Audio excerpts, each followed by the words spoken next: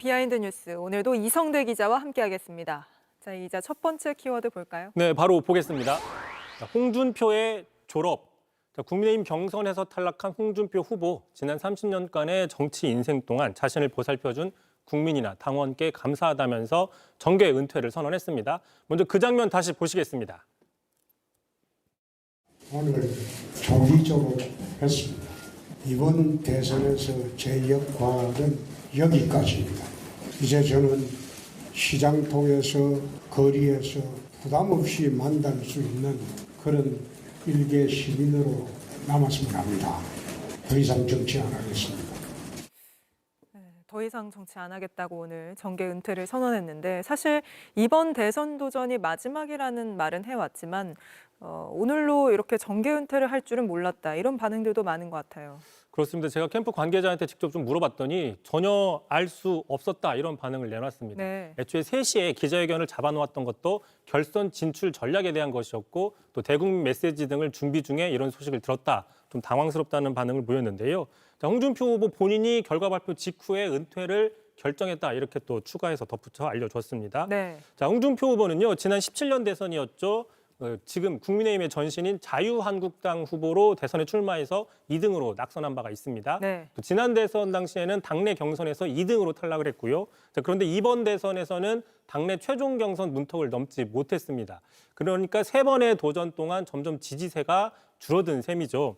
자, 이 때문에 이런 당내 또 정치적인 입지가 줄어들고 또 나이 이런 것들을 고려해서 전격적으로 은퇴를 결정한 게 아니냐 이런 분석들이 있습니다.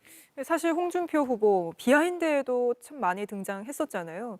그만큼 고유의 캐릭터가 있는 정치인으로 꼽혀왔는데 어때왔습니까? 그렇습니다. 말씀하신 것처럼 주로 거침없는 발언, 각종 설화 논란들이 있으면서 본인만의 캐릭터를 그동안 꾸준히 구축해 왔었죠.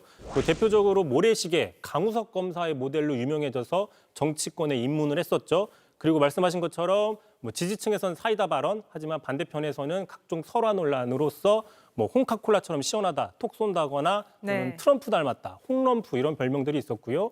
또 지난 대선 당시에는 무야홍이라는 별명이 있었습니다. 무조건 야당 후보는 홍준표다. 이런 수많은 별명이 있었고 자 이렇게 정치 뉴스에서는 대통령의 버금갈 정도로 자주 언급된 정치인 중 한 명입니다. 자, 말씀하신 것처럼 돌비 뉴스에서도 제가 여러 번 다뤘는데 대표적인 거 몇 가지만 가져와 보면요. 자, 한동훈 후보를 향해서 우리 당을 짓밟던 애다 이렇게 거침없이 발언을 한 적도 있었고요.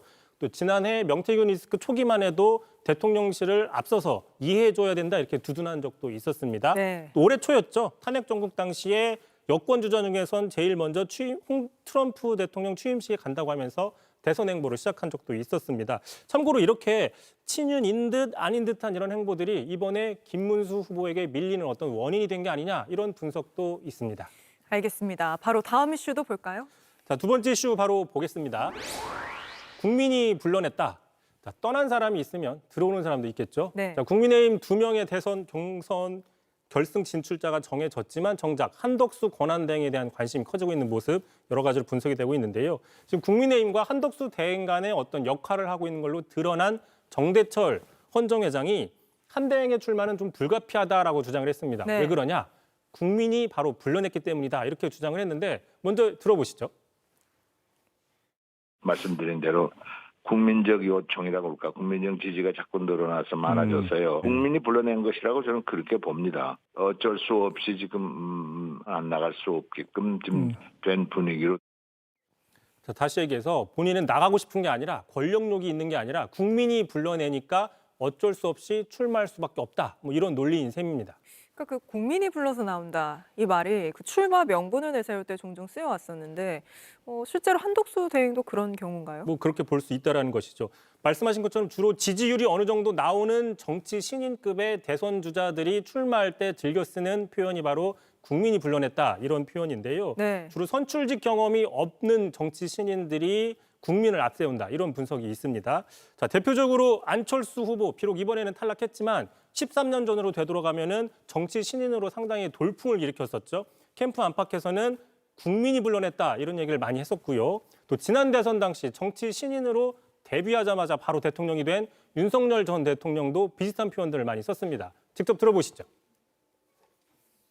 국민들께서 불러내시고 앞장서서 이 정권 연장을 저지하고 미래를 가꾸어 나가자고 국민 여러분께서 저를 불러내셨기 때문에 저 역시 뒤도 돌아보지 않고 나왔습니다. 근데 이게 국민의힘 경선이 지금 뭐 최종 2인 후보까지 나올 정도로 한창 진행 중인데 이 경선에 참여하지도 않은 대통령 권한대행이 출마 초읽기에 들어간 걸 유권자들이 어떻게 보실지 궁금하긴 합니다. 뭐 그렇습니다. 그렇게 분석이 있고요. 또 하나 지금 국민이 불러냈다라고 표현을 하고 있는데 정말 국민이 불러낸 게 맞는지도 따져봐야 된다는 분석이 그러니까요. 있습니다. 당장 지난주 저희 JTBC가 했던 여론조사를 보시면 한덕수 대행의 대선 행보에 대해서 출마하면 안 된다라는 의견이 절반을 넘는 58%였습니다. 네, 과반을 넘겼었죠. 알겠습니다. 오늘은 여기까지 들어보죠. 이성대 기자였습니다. JTBC 뉴스를 시청해 주셔서 고맙습니다. 저희는 저녁 6시 30분 뉴스룸에서 뵙겠습니다.